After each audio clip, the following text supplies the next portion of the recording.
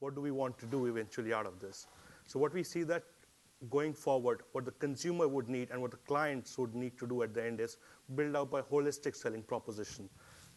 And the idea of doing, well, I don't know if you guys can see the little bottom half of the slide out here, but the whole idea is that you use that holistic selling proposition for one single objective. Make the consumer fall in love with your brand. It's as simple as that. There are not many dimensions to that emotions. That's eventually what we want to do. Sorry, the videos will not work, but I just put them there up for some reference points for my own. IMAX has this, I'm a very big movie fan, and I like going to movies a lot. I almost watch like 2 to 3 movies every week, even if I'm watching repeat movies.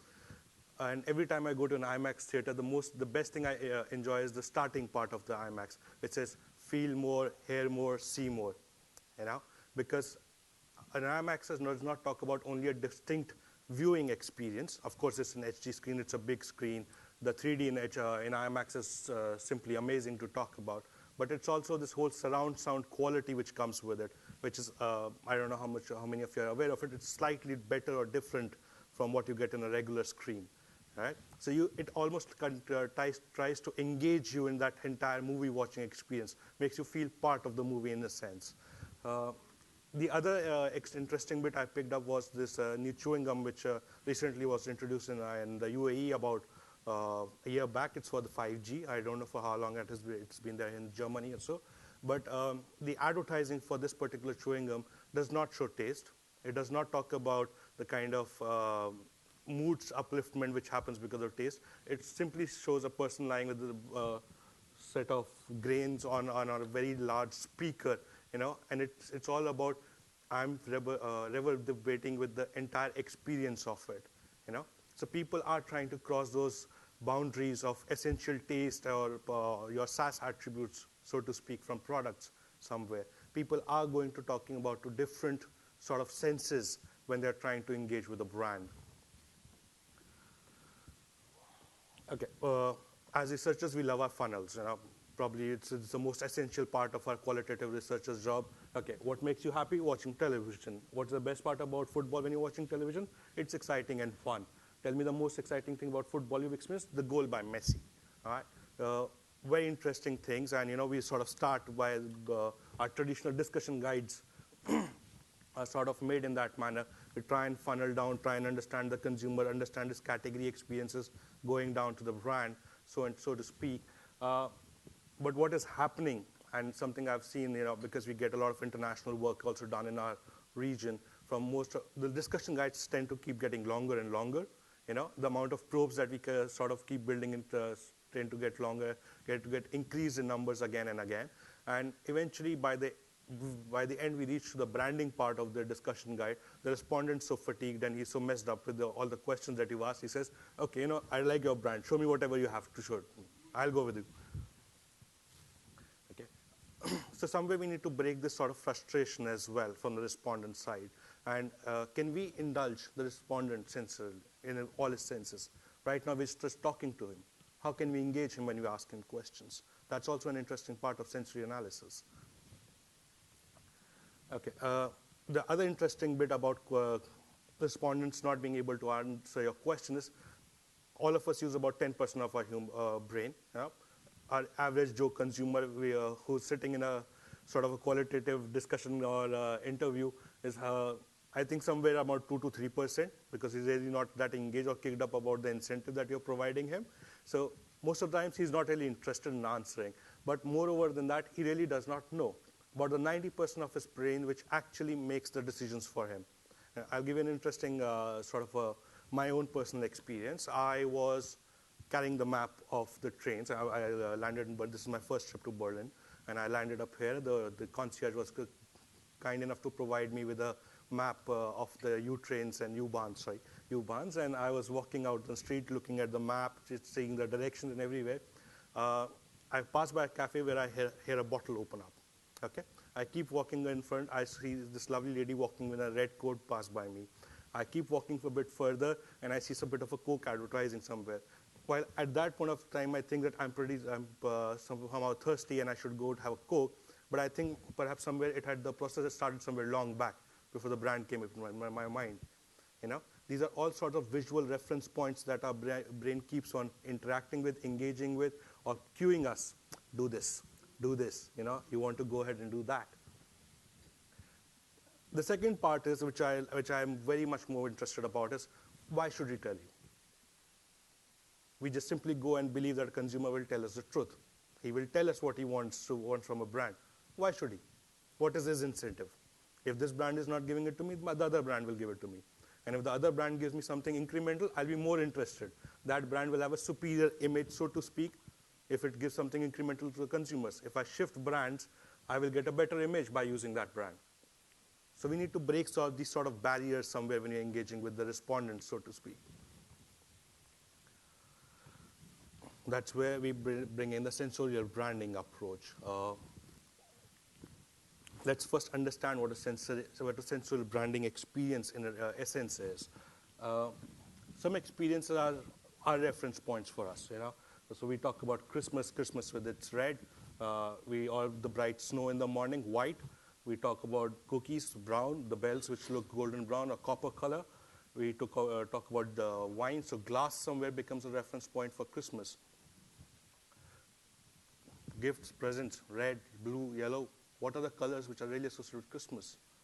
Let's talk about weddings. White. That's the first color that pops into everybody's head when it comes around to weddings. Pasta. Red sauce, white sauce. Beers, golden brown. Dark ale, black, stout. Point is that all of these are reference points for somewhere to consumers. The smell, the touch, the taste, the thought process it evoked, the kind of texture feel that things had, you know. And these bigger experiences of life are the reference points that consumers remember. If I see red somewhere, red is meant for happiness. Red is meant for joy. So Coca-Cola today brings up and says, open happiness, you know, because Santa Claus was never red to begin with. He was green. It's Coke who branded him red to start with things. We saw talk about getting married, proms, baby's first steps. Now, the whole bottom line is that experiences are leaving imprints into the consumer's mind. And these imprints are creating some sort of a neuropath. Like I was talking about seeing this lady wearing a red coat and me getting cute somewhere to go have a Coke somewhere out there. It's sort of a neuropath that is getting created. You know, clients and quantitative researchers. I hope none of you were quantitative researchers because I have a real sort of, you know, hands and gloves sort of relationship with them. But they always try and ask us to validate. And we talk about neurosis and you know, check about whole sort of plugging, you know, brain waves, mapping those things and getting respondents to that, what part of the brain is getting excited and stuff like that. I'm sorry, I'm a little bit more purist in my approach to as of today. And I would like to know the reference points of the consumers. What experience led them to believe that this color or this sort of a sensory engagement led them to making a decision? So if Coke was red, white was weddings and enjoyment, or in certain cases, not a very happy wedding engagement experience, but people would remember these, and people would make those choices going forward. And most of the time, unknowingly.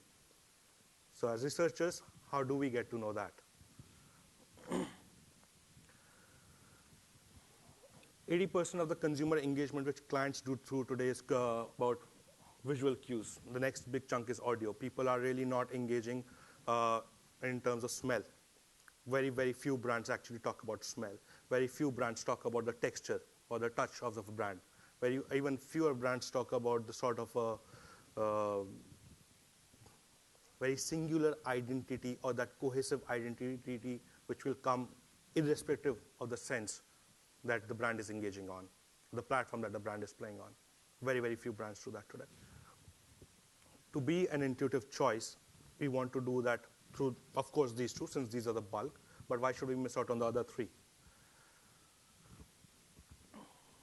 So now, here was our problem. So we were dealing with a consumer set, which was actually 9 different ethnicities from 17 different countries, okay? Say all being an expat population, living in a completely different environment altogether, and we wanted to create a unique or sort of a cohesive identity for a brand. And that's where we were stuck at. Smash your brand. Coke is my very favorite example. I really love the drink. Smash your brand in any format. Any format you can pick out of these, whatever I pulled up there. And you'll remember Coke in some ways or the other. Coke has something unique about itself.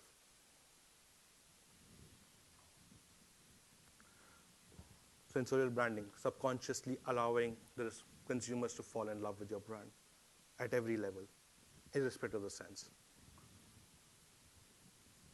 Lexus was our challenge. Now, just to give you a sort of a brief context, UAE is a big auto market. Okay, Toyota and Hondas are their biggest players. German brands, I'm sorry, they don't really sell that much in the UAE, but that's primarily because the German and American brands don't seem to have that much of resale value in that market. And obviously, consumers also tend to think that Japanese brands sort of come more loaded with features, and they are more feature conscious in that sense, or value conscious, as you might like to call them. Yeah.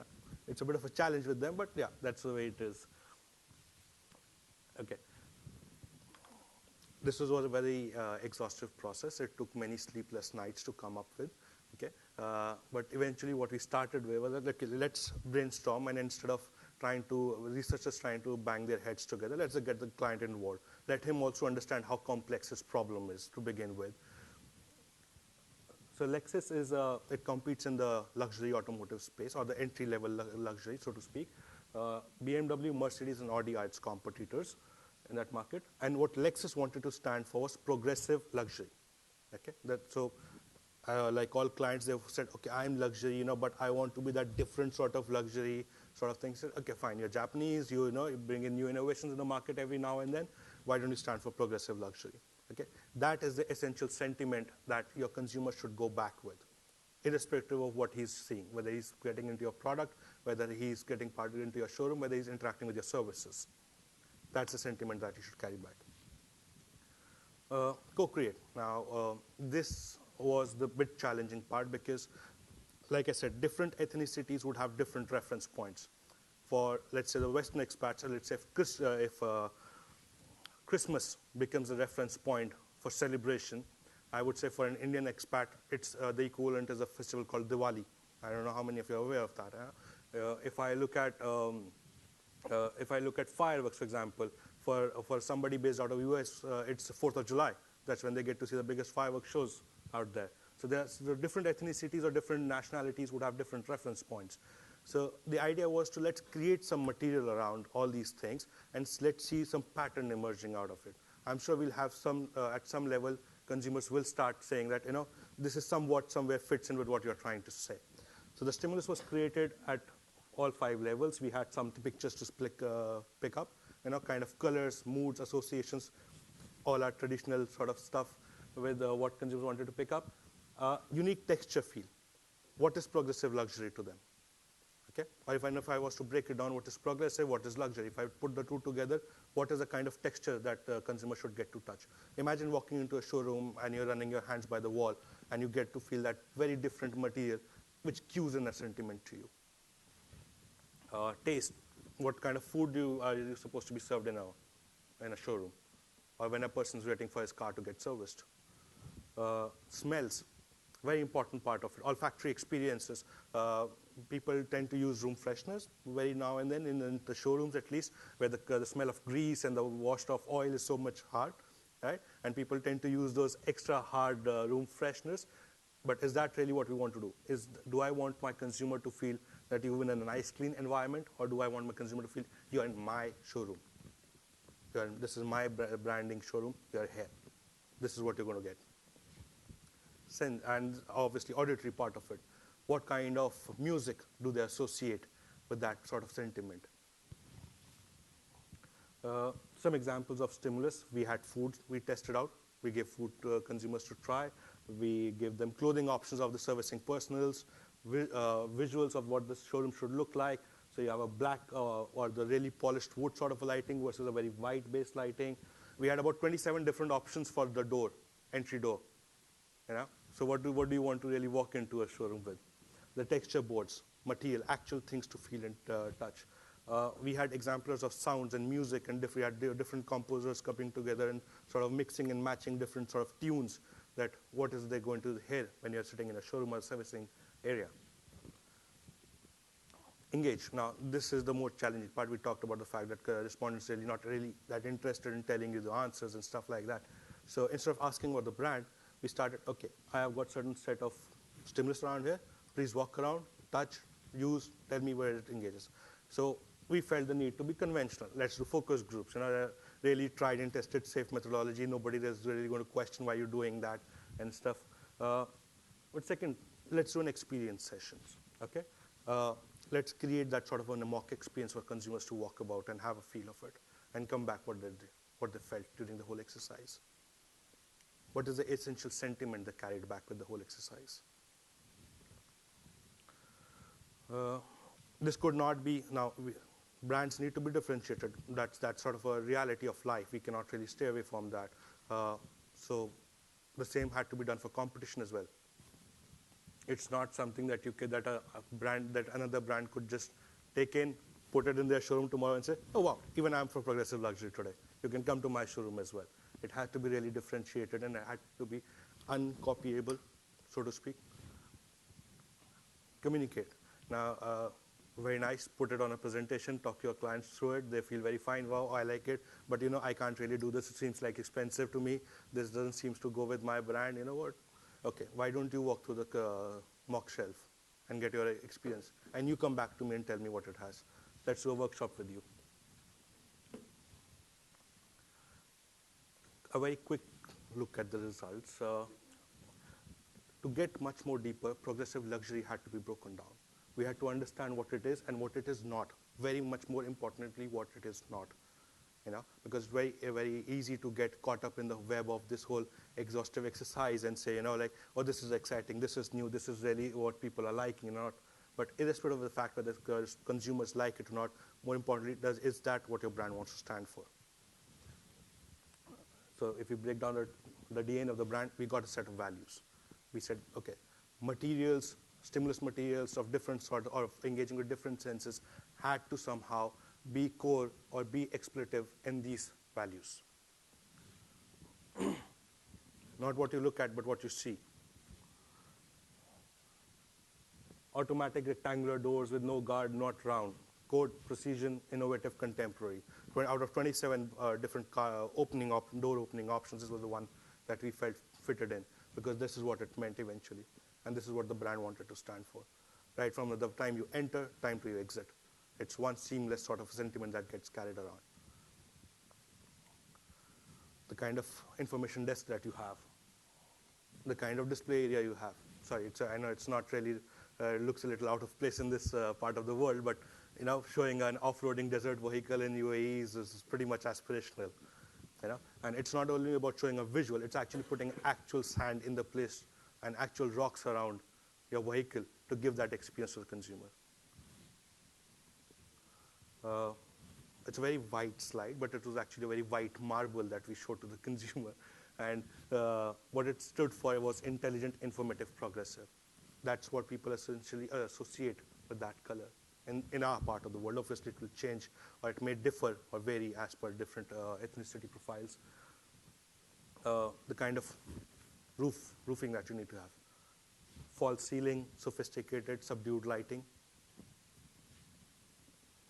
Natural and subdued light. Don't put in really big halogen lamps in your, you may like to show off your product by putting a halogen light on top of it, so it gleams and it shines and it gives a very nice look to the vehicle, but that's not what your consumer is looking for. That's not what your brand stands for. Let other brands do it. You should do it differently. Touch. Joy has a texture. Oprah Winfrey said that. We picked it up from the internet. But we said that whether progressive or be it luxury, people prefer a human touch.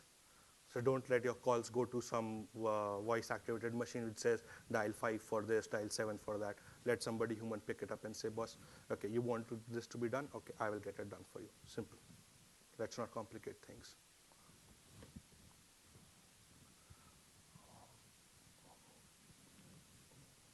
We had about 7 different sort of fragrances to test out.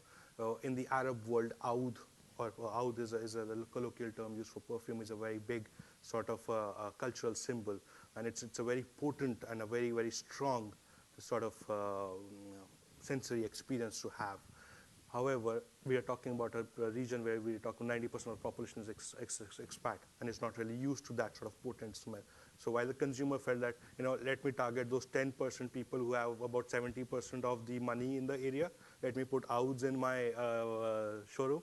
But we said, no, the actual people who are walking in are looking for something different. You're really, really sort of pushing them off. You're telling them that this is not meant for you. It is meant for that sheikh or that Emirati local who's going to walk into your showroom with a fat, big check and say, hey, boss, let me drive over with the car. It's not like that. These are people who are actually going to come and say, okay, I need to work out financing options, and I need to feel a little less intimidated while walking into your showrooms.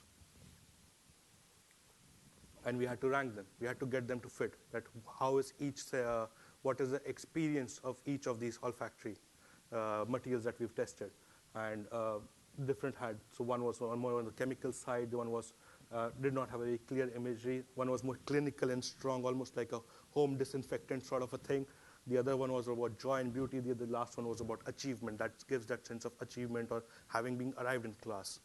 Like I said previously, Lexus is more like an entry-level premium segment car in that market. So most of the people who are actually taking this car is that it's probably their second or third car. They've really gone through the grind of their work life, have finally managed to get that sort of money in place that they can buy a good luxury vehicle. So they need to feel that sense of achievement which comes with it. And should not be limited only to a showroom. It should be the perfume or the first choice of perfume that you give to them and that they put in their car. The sound. People are waiting in your, are sitting and waiting in your areas, and what is the music they should hear? Again, we need to rank it. Cannot be peppy and fast. Cannot have too much tempo. Should not be very old or slow fashion. We did not get a clear one on this one. I'm being very honest. Music was a very difficult thing to break, because people do not. It's not music. Is not only about what my reference point is. It's also about what is in fashion today. It's also the kind of music that my peers like and listen to. And that was and is to date my biggest challenge to crack in this particular exercise. Taste, the food we kind of give out to consumers to eat and stuff. So we've got the doors to enter the consumer's heart. We talked about initially that you make this, or the whole objective of doing exercises, people should fall in love with your brand. If you are going to bring in codes or bring in experiences that you're not really telling them, love me, love me, love me, instead or you're just walking around your showroom and feel like, okay, this is something I like, this is something I like, this is also something I like. You're incrementally building upon their experience of liking and probably crossing that threshold of falling in love. It's like building a relationship. It has to start step by step.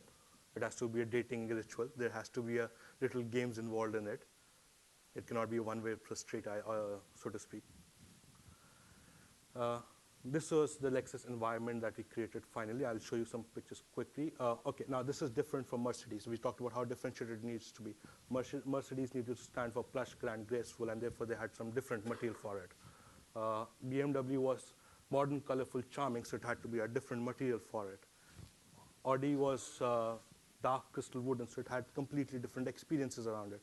So the whole idea is that when you do this sort of an exercise, you get the unique identity out of your brand.